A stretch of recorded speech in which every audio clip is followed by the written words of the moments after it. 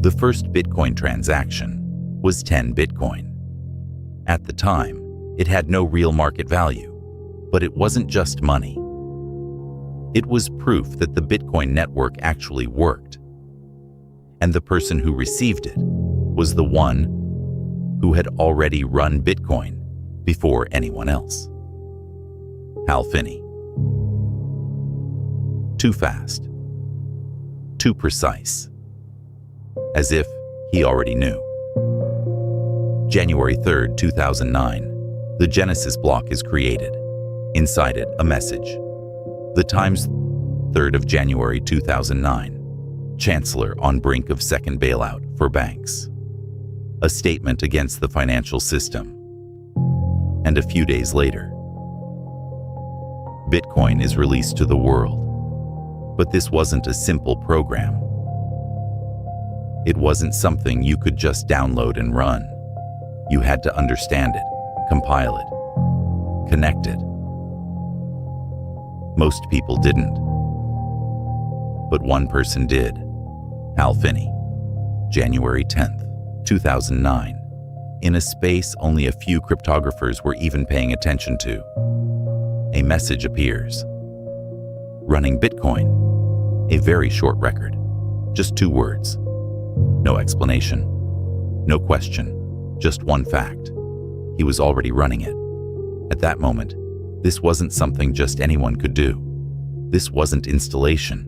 It required deep understanding, cryptography, networks, systems. And yet, he didn't hesitate. He moved like someone who was already prepared. Years later, Hal Finney would say, "When Satoshi announced the first release of the software, I grabbed it right away." Most developers would have taken time just to understand the code. But he didn't. He moved first. As if he already knew. And then he said something else. "I think I was the first person besides Satoshi to run Bitcoin." Besides Satoshi. That phrase is strange. He separates Satoshi and places himself right next to him. That's not how a normal user speaks. It sounds more like someone who was there from the very beginning. The next day, January 12th, 2009, the first Bitcoin transaction takes place. Sender, Satoshi Nakamoto. Receiver, Hal Finney. 10 Bitcoin. This wasn't just a transfer. It was a test. Proof that the system worked. And Satoshi didn't send it to just anyone. He sent it to someone who was already there. Someone who already understood. Hal Finney. In early 2009, Hal Finney and Satoshi exchange emails. The conversations are technical. Bugs, performance, network behavior. But something feels off.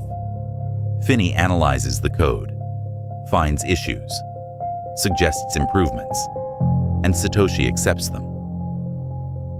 Do you see it? Satoshi created Bitcoin, but Finney seems to understand it just as deeply, if not more, like a verifier, not just a user. Some believe he played 2 roles, the creator and the participant, Satoshi and Hal Finney. 2 identities, 1 mind, speaking to itself. The early Bitcoin code wasn't perfect. Some parts were simple, some inefficient. But Hal Finney was not just any developer. He was a world-class cryptographer, a core contributor to PGP encryption. So another theory appears. What if the imperfections were intentional? What if the code was made to look human, so no one would question it? People don't just leave code. They leave patterns.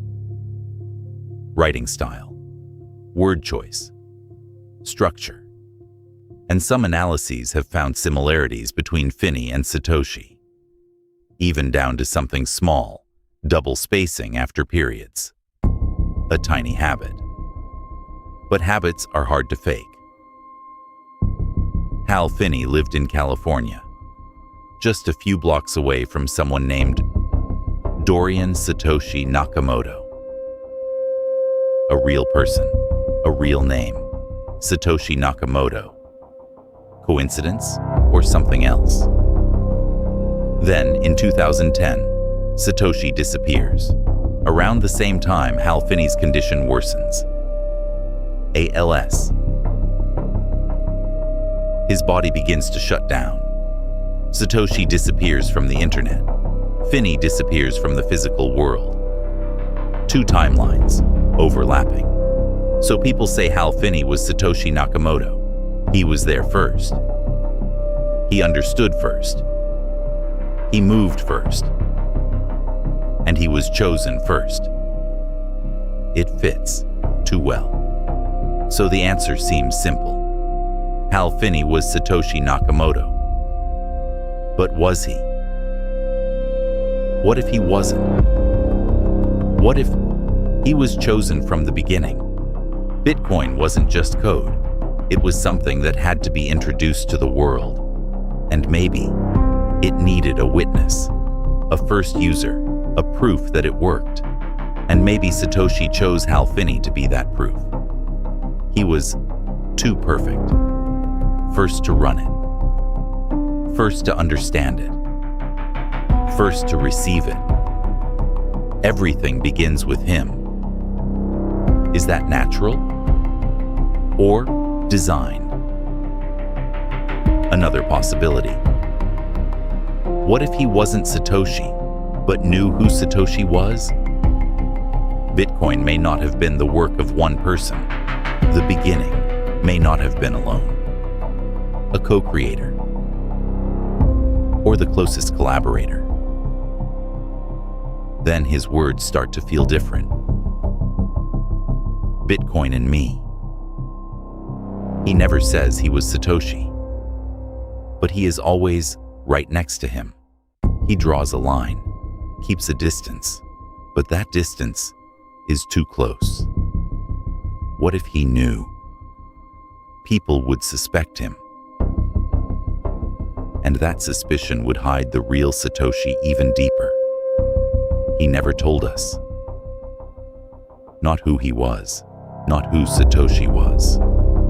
Even as his body shut down, he kept talking about Bitcoin. He left behind just enough. Enough to make us believe, enough to make us question. So what were those traces, answers, or misdirection? We think we are searching for the answer. But what if the question itself was designed? We are still searching for who Satoshi was. But Bitcoin works perfectly fine without him. Was Hal Finney Satoshi? Or was he the one who remained so Satoshi could disappear?